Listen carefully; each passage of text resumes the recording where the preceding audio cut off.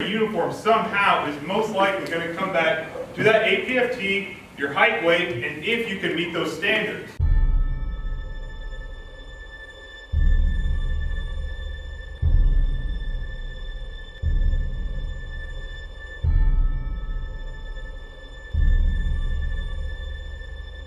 We're losing a large number of soldiers due to the APFT height weight issues, and it's affecting our retention. Last training year, we had about 156 people that could not pass a PT test that were up for re-enlistment at that time. The culture that we've developed is, you know, sometimes we kind of look the other way on some of this stuff. This is a long-term challenge that we have as a state, because for a long time, some of the things like APFT height weight, they kind of got pushed away to the side. Well, now we're in the opposite situation. We're not worried about combat as much. We're seeing, you know, funding, things like that, actually, you know, lowering of the force. And one of the first places that units are going to look to is soldiers outside the standards. The taxpayers of this country have spent a lot of money on each individual soldier, and if we just allow them to jump out of the service because they can't meet the standard, we're wasting the taxpayers' money. I think the problem is so large. It's like our house is on fire, and we're outside mowing the lawn.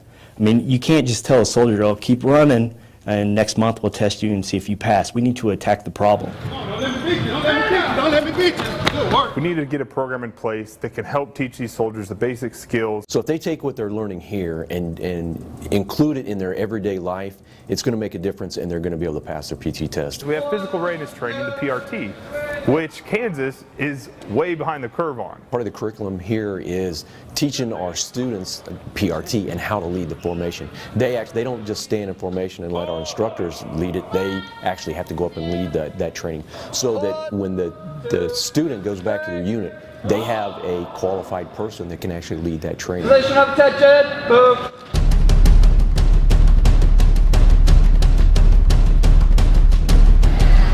So then we do strength training, because a lot of times, you know, lifting weights is kind of fun, but if we get away from fitness, we lose that strength. And then the other one is kind of tactical training relevant to the battlefield, whether that's buddy intervals to simulate kind of maybe some of the relays or obstacles we might face in battle. We try and, you know, utilize all three of those to give them a broad base, so that no matter what, when they leave, they've been exposed to a lot. Come on, I'm gonna catch you. Some of the challenges they're going to face when they're at home, we want them to actually go through that here. Going to the grocery store, that's another thing that's going to be brand new to them. If we don't do that, if we just talk about healthy food and then, you know, send them on their way, they're not really going to know. So we go to the grocery store together.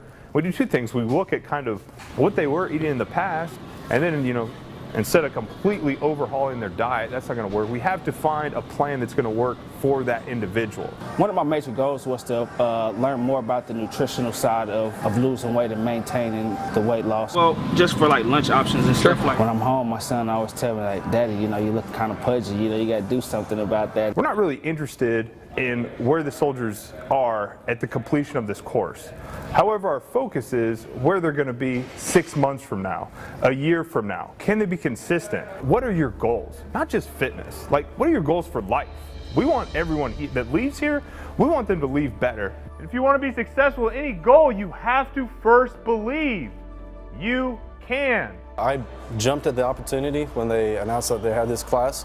I've been saying for years that I thought something like this needed to exist for Guard soldiers. This is, without a doubt, the most impactful course that I've ever been to. If you really want to make a change in your life, not only for your military career, but on the civilian side, then this is well worth it. My son is 13, he'll be turning 14 next month.